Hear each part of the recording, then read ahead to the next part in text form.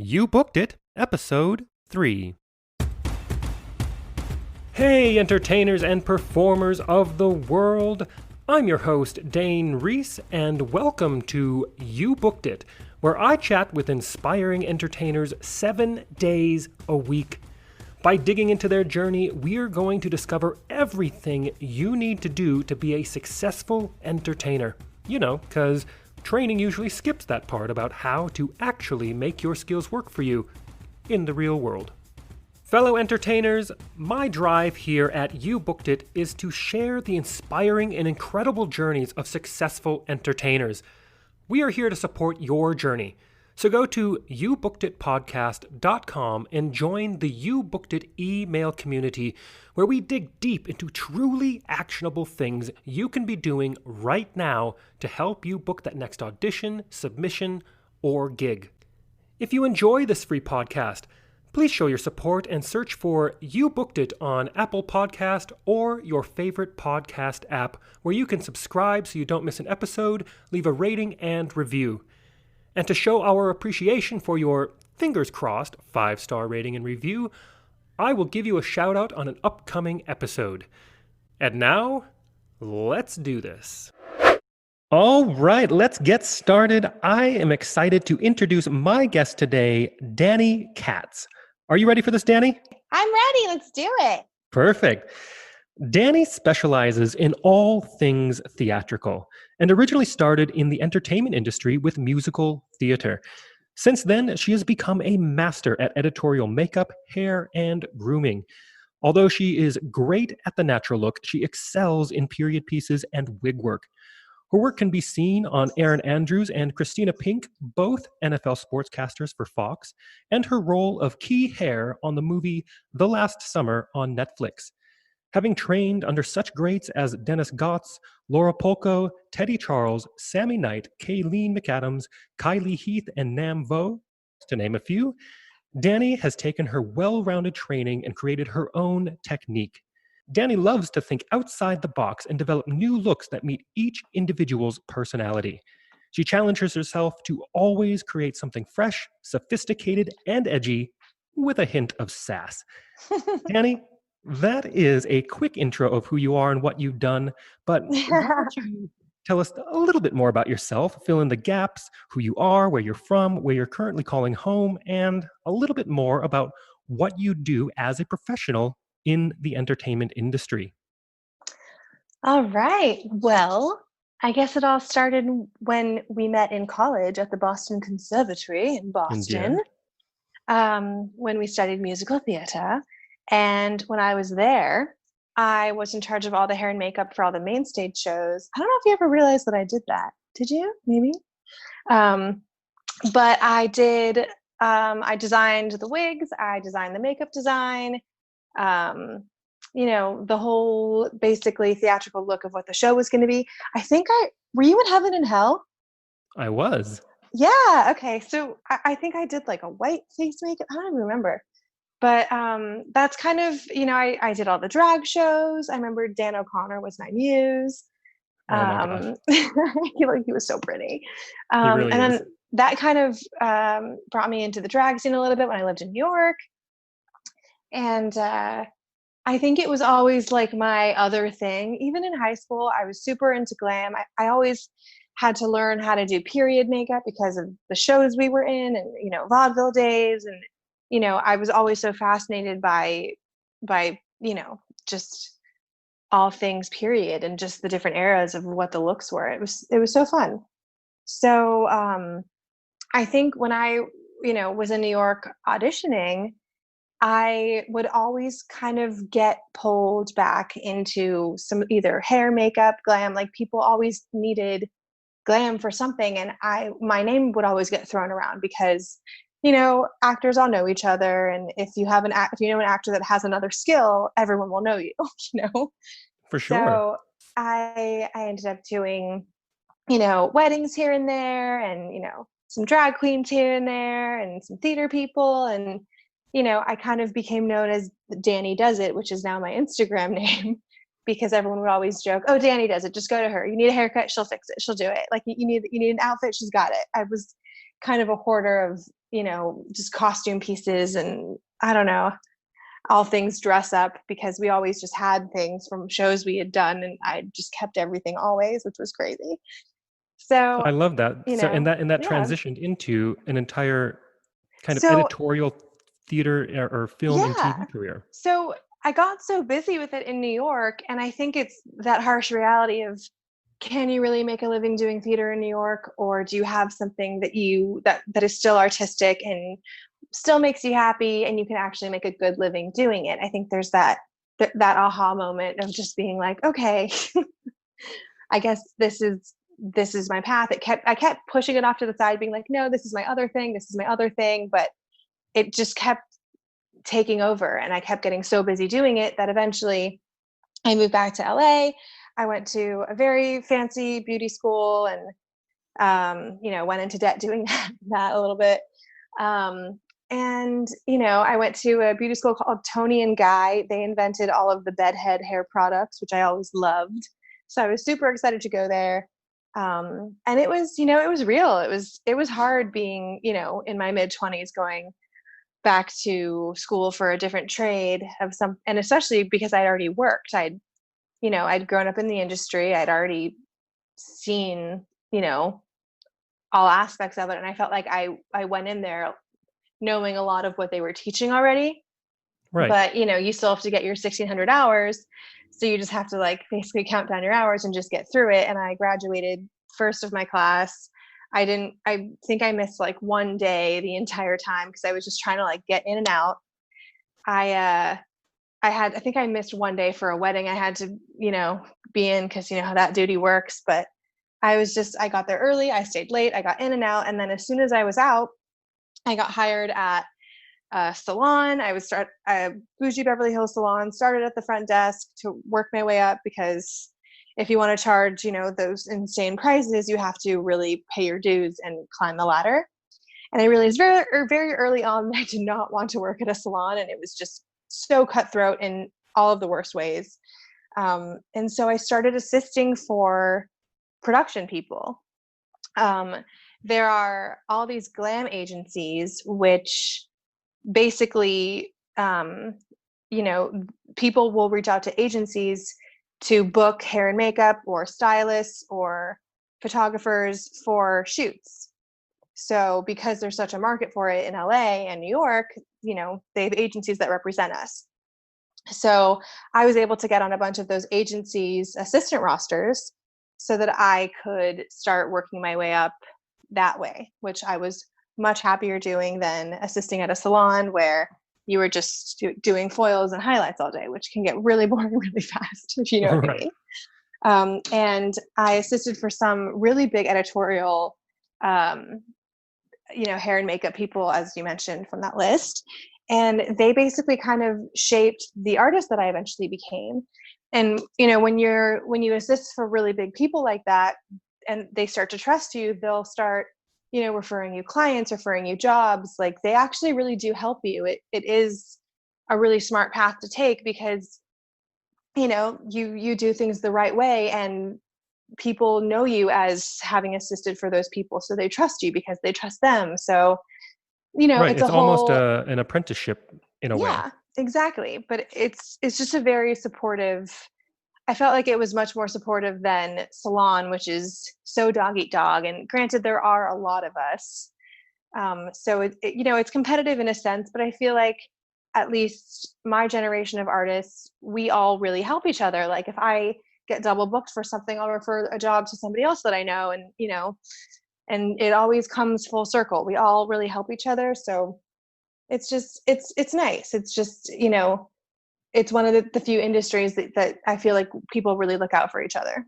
So, That's great. And I personally was not aware that there were full agencies dedicated to providing right? people It like was, you. And I mean, and that in of itself is massive value for anyone that's listening that loves mhm. hair and makeup and wig work, and you're not really sure how this industry works. Well, that's right there. That's Yeah, now you know this exists. it was news to me too. I got to tell you. When I went to beauty school, all I knew was TV film production, because Side note, I grew up in LA. My dad works in the movie industry, so I grew up on set. I only knew TV movies, and then I knew salon. So I didn't I didn't know about this other world of editorials and commercials and ad campaigns, and it's completely separate from film and TV. That's, there's the unions, and then there's, the freelance stuff, and then there's the salon.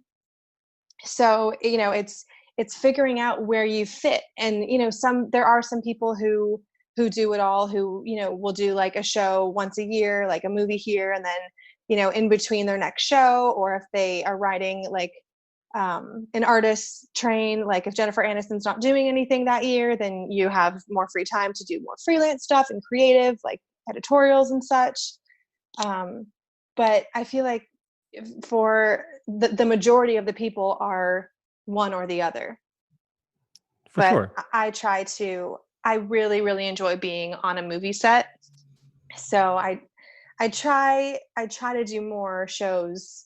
I'm trying to do at least like one show a year, which would be my goal, and then freelance in between. But it's kind of how much work your agency's bringing in for you that year, how much of your own work you're bringing in that year, because agencies aren't necessarily going to get you a TV film gig. That's kind of your own side hustle. They're going to help you get, the commercial work, the ad campaigns, the editorials, the celebrity red carpets. Right. That's it's this whole hierarchy of, there's talent will have a team of, a manager, agent, a publicist, and the publicists usually reach out to agencies to book us, for red carpets. And then if you like, I had one year that I was with Gillian Flynn the entire year. I went to the Toronto Film Festival with her for Widows, which we all thought was going to be a huge Oscar contender. And then I was riding that whole wave. And then right before that happened, I was on Sharp Objects with her. And a little background of Gillian Flynn: she wrote Gone Girl. She's a huge author, producer, showrunner. She's just like a beast of a woman, and I'm so proud to be on her team. She's amazing. So that year she happened to have, a huge movie and a huge HBO show. So I was super busy with her. And then in between that, I was on the road with football. So, which we'll get into later. But, because I was just with that one particular client and she was doing so much, she got my priority that year. And then I went into award season with her. But if you don't necessarily have, an artist that, is having a year like that, you're going to be getting a bunch of one-offs, but you're not necessarily guaranteed to ride a wave into award season, if that makes sense. Absolutely. Absolutely. So, yeah, Great. it's a lot of that. Perfect. Well, let's move on to the next section here. And Hmm. look, I am a sucker for a good quote. What is Yeah, your favorite quote that you'd like to share with everyone? I actually love this question. So, I don't know, you weren't there freshman year, were you? I was not. No. Okay, so I was in dorm 26, the 26th, the Fenway, or whatever it was called. And our RA, Stacy, would always put these cute little, like, they almost look like fortune cookie size little pieces of paper that had little written quotes on them to Hmm. get us through, impossible freshman year when you're 18 years old. And there was one that I have kept with me forever, and it was, dreams were made a size too big so we could grow into them. And I I thought that love was that. so cute. And I even like had it on my resume for a while. I just had it at the bottom in little italics. I I've had it on so many of my pages when social media had first started. It was my little thing. It was just my little blurb. And in so many of my bios, for in a playbill when you were doing a show, that was my quote. And I think it's so relevant to, no matter what you do. I think we all have these huge big dreams, but it's such a climb. It's not just going to happen overnight. You really have to put in the work. So if your dream is a size too big, you can still grow into it. I love that. That's a Yeah, fantastic quote. Well, let's it is. move to this next section. Mm-hmm. So, Danny, of course, you are in the entertainment industry. I, of course, am in the entertainment industry. And I think you'd agree that this industry is one of the most subjective, brutally honest, personally emotional industries that either of us know about. And True. you know that as well as I, to create and to have a successful career in this industry like you're having now, it takes Hmm. a lot of dedication, a lot of hard work. And while, of course, yes, there is an outrageous amount of fun and excitement being in this industry, there are also your fair share of obstacles, challenges, failures that we're all going to have to experience, and we're going to have to move forward through them. So tell us, what is one key challenge, obstacle, or failure that you've experienced in your career, and how did you come out the other side better because of it? So this kind of goes, my whole path, moving back to LA from New York after all I had ever done, my whole world was being on stage, was theater, all of it. Um, I think that even if you I think even if you change careers, you never stop being an actor. It's always going to be who you are. And I feel like that's why I've connected so well with a lot of the talent, because I just understand the struggle. Um, but I think, moving, starting over, you know, going back to school, I feel like it's a lot, a lot of people are afraid to go back to school later on in life, but I feel like you can never really stop learning. And I feel like having my cosmetology license gets me so many jobs over other people who somehow are in the industry and don't have it, which is mind blowing. Right. But there are people that, are just makeup artists and, didn't go to school, are self-taught, because there's so many ways to do that now. Um, but to be a hairstylist, you have to have a license, but there are some who don't. So get your license. Highly recommend. Tip. Um, it's also in the world of celebrity, of it's really hard. We are constantly being judged. There are a lot of us out there. So when it comes to, the talent choosing who they want, some people are very loyal. Emma Stone is like a godsend. She has used the same team since day one. She has never strayed. That is so rare. There's so many people that just want to use someone different every time because they love the idea of seeing something new every time. There's also some people who are just never going to be happy no matter what you do. There's some people who love you and they'll use you like 5 times and you'll be like, great, I'm in. And then all of a sudden they'll move on to their next person for 5 more times. And then the next, so it's just, it's hard not to take that personally. It's hard not to, put all your eggs in one basket and think that, it's like, as much as we want to be loyal to people as well, you always have to remind yourself that a lot of people aren't. So that's a constant obstacle to keep your head in the right place and not take those things personally, because it's not you, it's not necessarily your work, it's just people wanting to constantly change it up. And there's just so many artists and so many people have different takes on hair and makeup. And some people are heavy handed, some people are very light, some people are into that super heavy like Kardashian beatdown, which is like an industry of its own basically now. Right. um it's also so I did football 1 year, and then the next year Disney and Fox merged, and they cut the budget by $20 million, so that job no longer existed. So it's constantly finding your next job, the same as being an actor and jumping from show to show to show. Like, we jump from gig to gig to gig, but also not just putting all of your eggs into working with celebrities.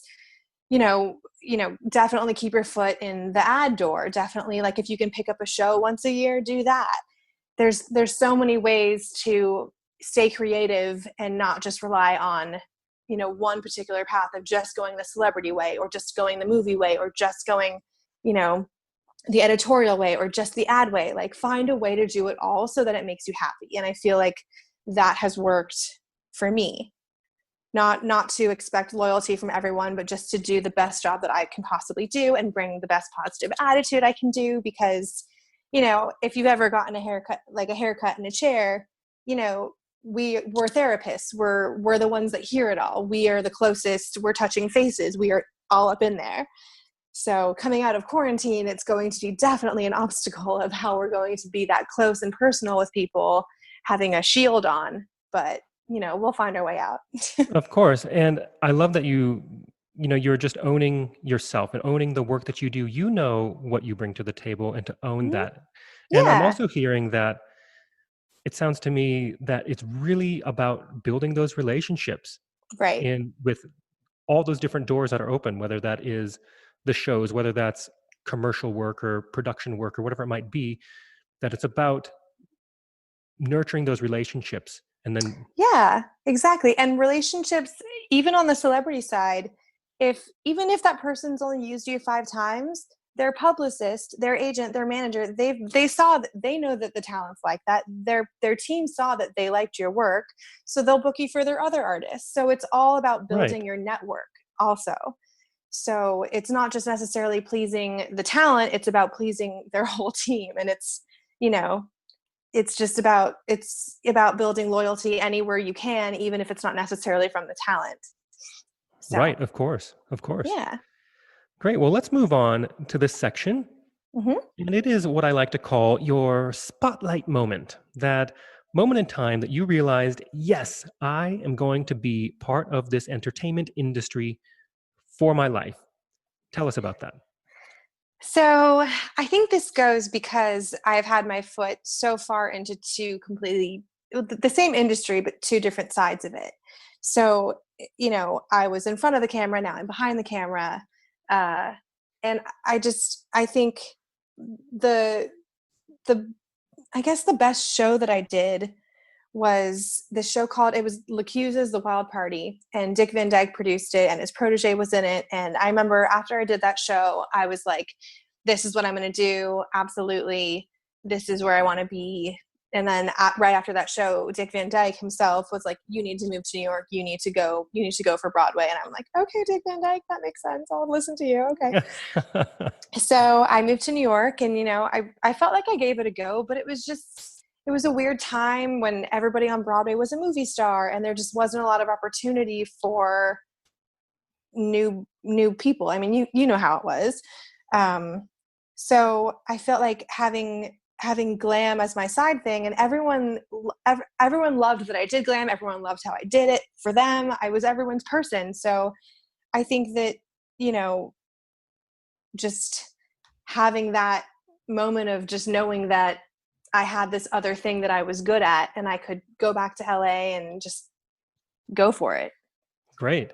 Well, let's piggyback on that Yeah. and let's talk about your number one booked it moment. Walk us through that day, what was going on in your life, and what about that moment makes it your favorite booked it moment. So for the theater show, I'm gonna have to say for both jobs, because I guess one led me into the other. But definitely that show, I remember being at the callback and seeing Dick Van Dyke just in the audience, because they had the callback at the actual theater, and I was just like, well, that's nice. Um, and just getting that job was because that role, that I was Nadine, and in L'Accuse's version, she's a major part. It's a much bigger part than in Lipa's version. So that was kind of a dream role for me, and having that take me to New York.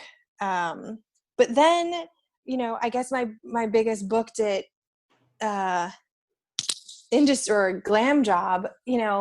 I did this job. I had a crazy year where I did a movie, and then I was with the Gillian Flynn train, and then I went on the road with football, and then right into award season. And that was a crazy year of just like, I felt like I was really just killing it.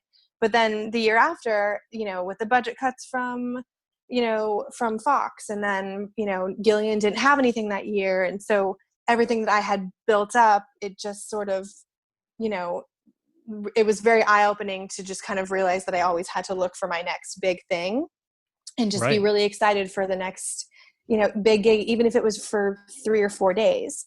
So I did I got this music video for an artist called Lauren Daigle, and she is a Christian artist that crossed over. And she is an amazing person. I got a call from an agent. Lauren Daigle wants you to do this job with her on a glacier in Alaska. Wow. And I just started I was like, wait, excuse me? Is that possible? Is that like a thing? So she's like, yeah, you're flying out next week and you're doing this music video for 4 days. So, I, jumped on a flight, went to Alaska. It was a crew of about 11 of us. We could only take 2 helicopters, and we could only bring on the helicopter as much as they would allow weight-wise. Right. So they weighed us all, they weighed our stuff. So, and I have a set bag, but I'm doing both hair and makeup. So I have a lot of stuff, and it's, freezing. We're standing on a glacier for 18 hours a day. Also, the sun never goes down in Alaska, so you can shoot forever. The sun is out it just doesn't go down. It's the Right, of strangest course. thing. It's very fascinating. But I think after I finished that gig, I was just so proud to have been part of such a production like that.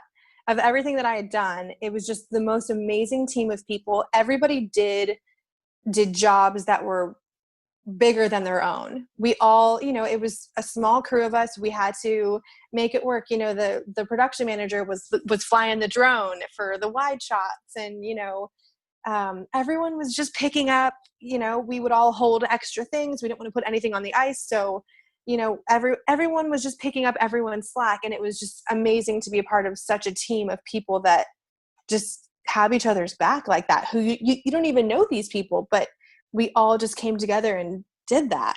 And I think that was probably just, it was all of the things, just being a part of that kind of production. For sure. When everything is vibing and everyone is just there to create something amazing together, and we're Yeah. all in it together. I love that. Yeah. Cool. Well, let's take a So, moment to talk about the present. okay. What projects are you working on now? What are you looking forward to? And obviously, we are amidst this global pandemic. And Right. how do you see this entire industry moving forward in the next couple of years? It's such a hard question to answer because we are in a pandemic. And even my agency, I've been, I check in with them from time to time just to see how everyone's doing. And no one really has any answers yet. I have a little bit of insight because my dad works in the film industry. So he at least knows what's happening on that side, or at least what's been in talks of what's supposed to happen. Right. So from what I've heard is Sony, I don't know about other studios, but I've heard of particularly Sony. This is just the first idea they've floated around.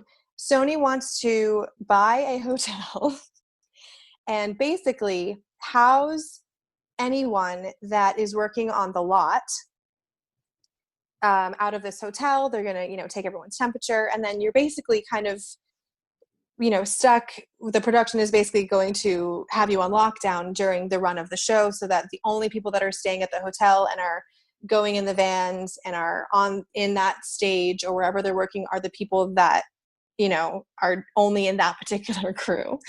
So they're trying to find ways, everyone's going to have like a boxed pre-made lunch. There's going to be no buffet style situation, which is, what movie sets are. It's all catered. It's just a free for all. So, I've heard so many different ideas of how that's going to work. But the issue with the unions, if you hold people hostage, basically, you're going to have to pay them for 24 hours.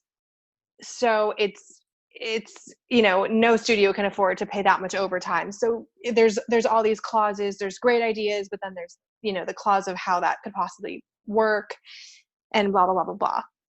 So as far as from what I've heard of film, that's kind of the idea, the route they're trying to go down and figure out how to. As far as freelance, I've heard of a few friends doing, random, very small e-com jobs, which are basically catalog or website, clothing lines or whatever, with just a skeleton crew and just, maybe 5 people and not having an assistant and just making it work with all of the guidelines. I've heard, and this scares me a little bit, of models coming with their own hair and makeup done. That makes me a little scared that we might lose jobs. Right. But maybe it might just be an off-site hair and makeup or something like this. Yeah, it's not really a thing, I Of guess. course. I mean, I totally get that, but I guess we're in a But strange new world. the only time that we are on a do and go would be if talent has a red carpet event or something, Right. because we don't attend carpets. If it's a press day, we'll usually go. I imagine now everything is going to be do and goes. No more us riding the train doing touch-ups all day. It's going to be a do and go. Here's a touch-up kit. You're on your own.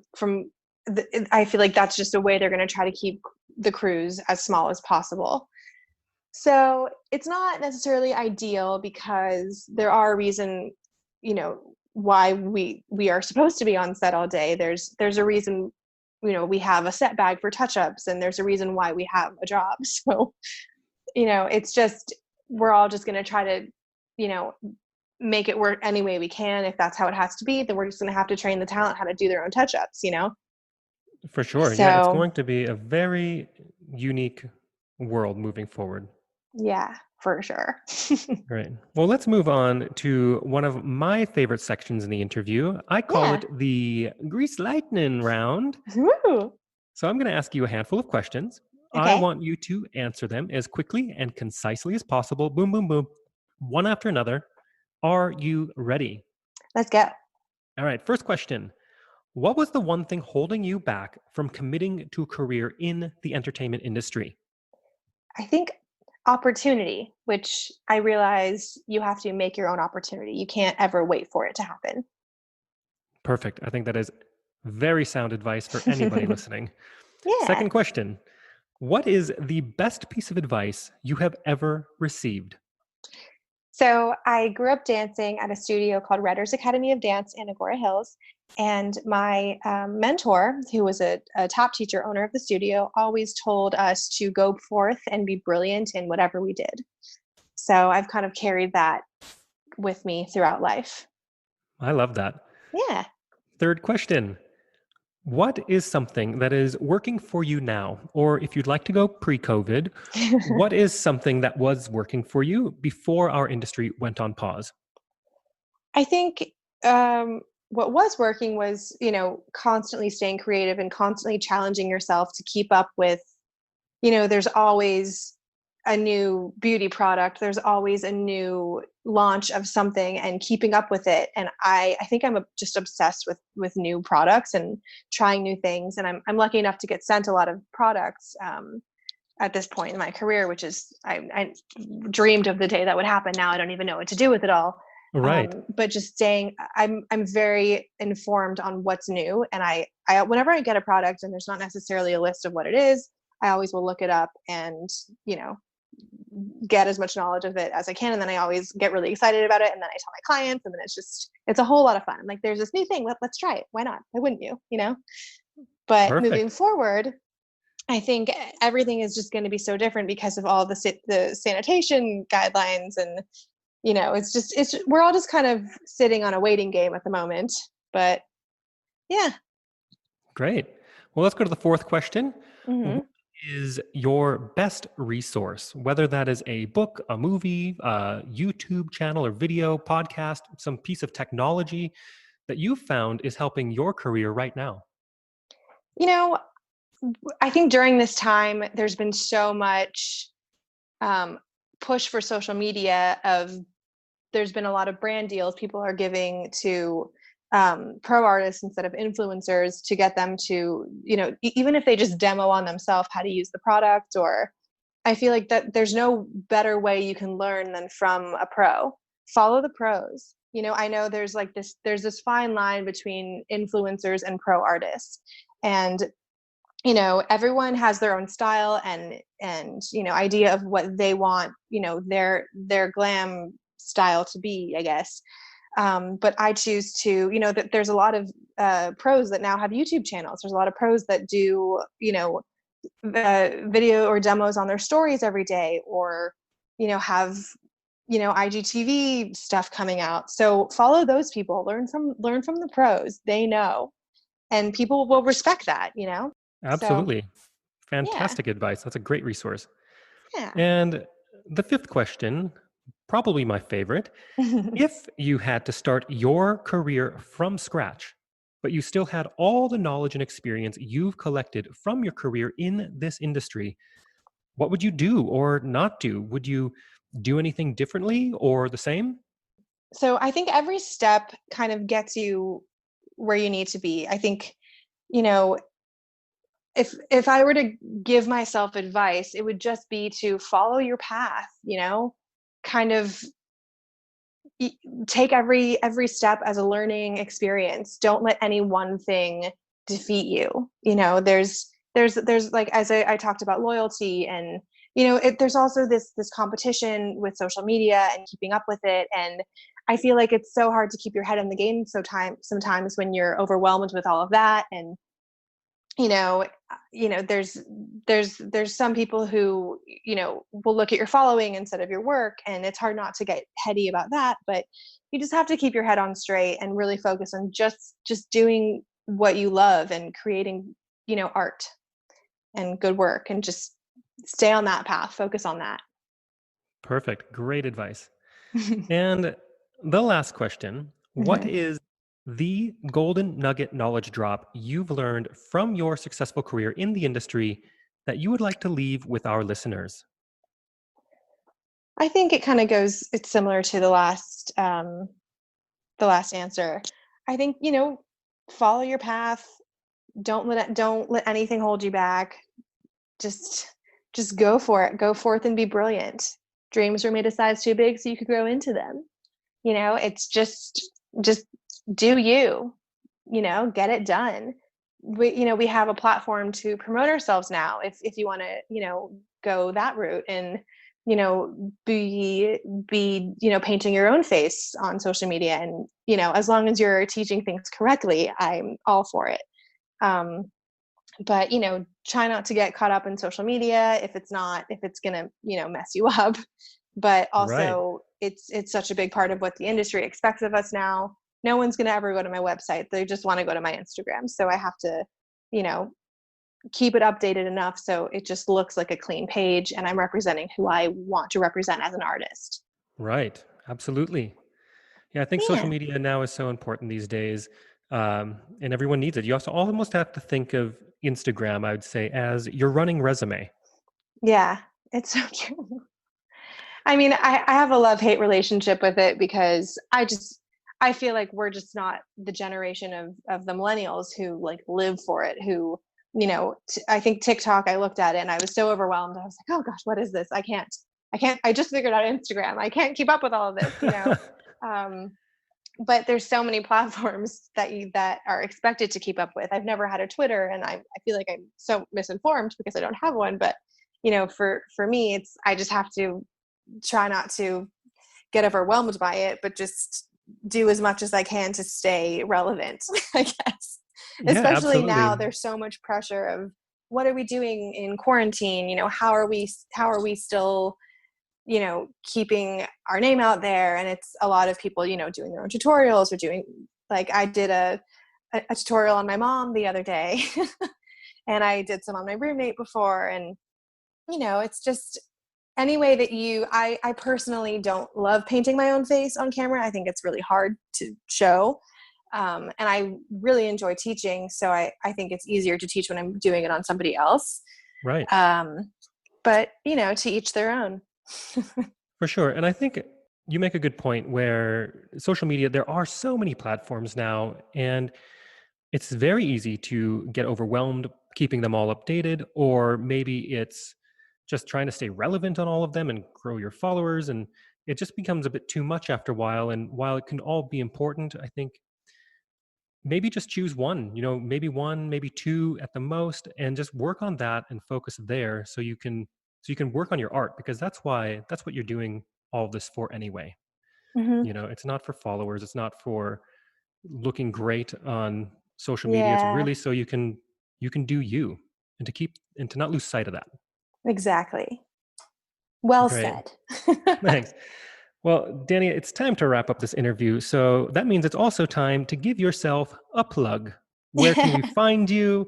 How do our listeners connect with you? Is there anything you want to promote?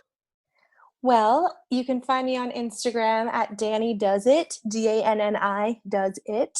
You learned how I got that name earlier. Um, and yeah, I do hair, makeup, grooming, and special effects. So I do it all. It's all fun. If I did one thing, I would get bored. So I feel like I'm always picking up something new to add to the list. But it's all so fun. I'm represented by Tracy Mattingly Agency, uh, which is, I guess we're just sort of dormant at the moment, but we're just on standby until we get out of this. But there is a light at the end of the tunnel. We'll make it out, For and sure. we'll get back to being creative and very clean and happy. And side note, I feel like people don't realize that state board is entirely about sanitation. You have to learn 1,600 hours of how to cut hair and all that, but the whole state board process is just about how many times you sanitize your hands and your tools. And so Wow. people that are licensed, there's just something to say about people that have that license who already know that. Of um, course. That's and really good and to know. so, well, when I see these guidelines, it's just some of it's so funny, because it's like, if any of us don't already follow those protocols, then they shouldn't be working. That's gross. Yeah, right. Right. Of course. So, you know, we're clean, we're healthy, we're doing whatever we can to be prepared for the next I guess level of what the industry is going to be. But we're all going to get through it, and hopefully there'll be a new show to watch. Definitely check out my movie The Last Summer on Netflix. We filmed that out in Cleveland. It was super fun. It's got KJ Apa from Riverdale, Maya Mitchell. All of basically young Hollywood is in this movie. It was created by the guys who did Valentine's Day, Mother's Day, New Year's Eve, where it's that huge crossover path of people, of a huge cast. So really fun movie, really good summer movie, especially now when we just need all the summer on screen we can get, because we can't travel or anything. So yeah, check that out. Beautiful. Well, Danny, thank you so much for joining me today. It was a pleasure to have you. This was so fun. Thanks for having me, Dane. Thank you so much for joining us today. My one call to action for you is to go to youbookeditpodcast.com and join our free email community, where we dig deep into a continually growing resource of truly actionable things you can be doing right now to help you advance your entertainment career. Don't miss an episode. We have a new guest 7 days a week. Search for You Booked It on Apple Podcast or your favorite podcast app and subscribe today. All the best to you. We'll see you tomorrow.